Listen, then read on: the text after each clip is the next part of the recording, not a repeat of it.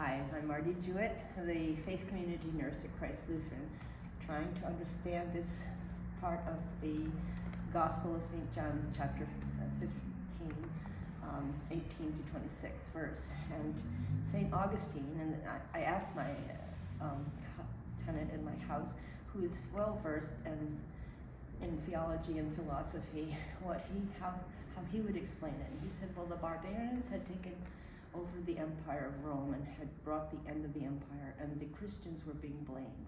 So he wrote The City of God to explain why Christians were so hated. And he said it's basically the values of the Roman Empire were military might and money, and they were the values of the world, and the Christians valued the love of God and the love of all humanity. So that was the problem, and it remains the problem today that we face. If you belong to the world and the world loves its own, but you don't belong to the world because my choice of you has drawn you out of the world, is what he says, then according to St. Augustine, all evil is caused by a lacking and emptiness, and all hatred is caused by misplaced love. So loving something in place of loving God. He says that in the Roman Empire, this was a love of dominance, and he called it a lust for dominion.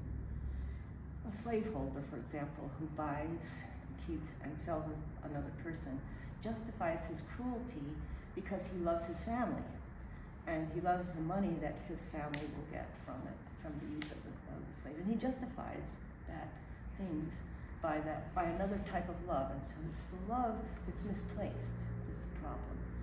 And the Nazis, they had the concentration camps because they had a love of their nation above everything else.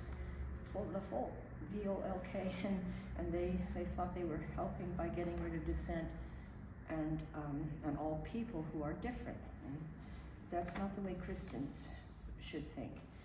St. Francis was a challenge too to the Christians because he wanted, by the example of his life, that what it really means to live out the idea that if you have 2 cloaks, you give one to the poor.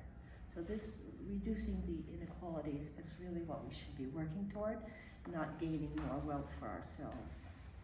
In the Sermon on the Mount, Christ raises the standards for correct behavior. He says, it isn't enough that you shall not commit murder. He said, it's even bad if you call somebody raka, which is the Aramaic term for fool. So you mustn't think of a fool. In the prologue to the Gospel of John, we're told that Christ is with God in the beginning, and the world had come into being through him, and that the world knew him not. So it's that the world would love its own, but we are called to give our hearts to a love higher than the world's love of power, money, and fame. And that's, have a blessed Lent. Amen.